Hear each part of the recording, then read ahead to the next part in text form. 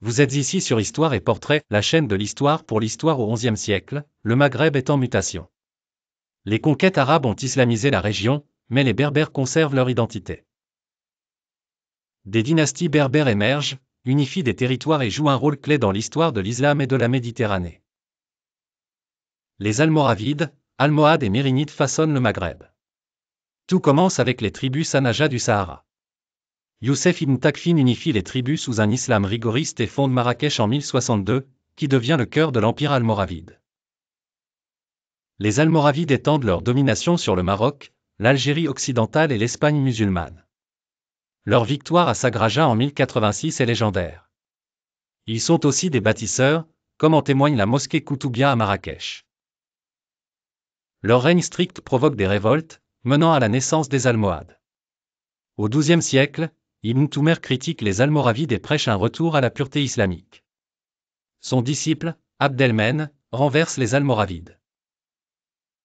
Les Almohades créent un empire plus vaste, unifiant le Maghreb de Marrakech à Tunis et jusqu'en Andalousie. Marrakech devient un centre culturel. Ils construisent des mosquées et des bibliothèques, comme la Giralda de Séville et la tour Hassan à Rabat. Les Almohades s'affaiblissent, et au XIIIe siècle, les Mérinides émergent. Originaires des tribus Zenata, ils prennent le pouvoir en 1244, se concentrant sur la consolidation de leur territoire et la préservation de l'héritage islamique.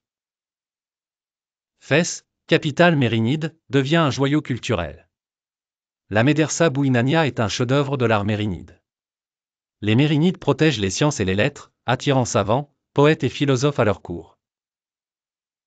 Les Mérinides font face à des défis, les chrétiens d'Espagne reprennent du terrain, et les tribus arabes menacent leurs frontières.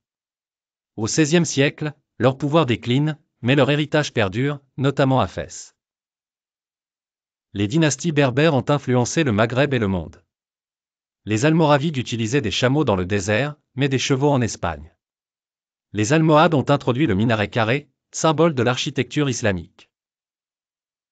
Les Mérinides ont laissé un héritage linguistique avec le mot marabout.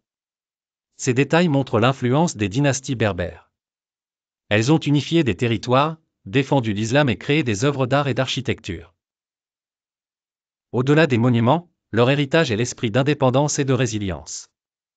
Les Berbères, souvent perçus comme marginaux, ont prouvé leur rôle majeur dans l'histoire. Leur histoire invite à explorer et célébrer la richesse du Maghreb.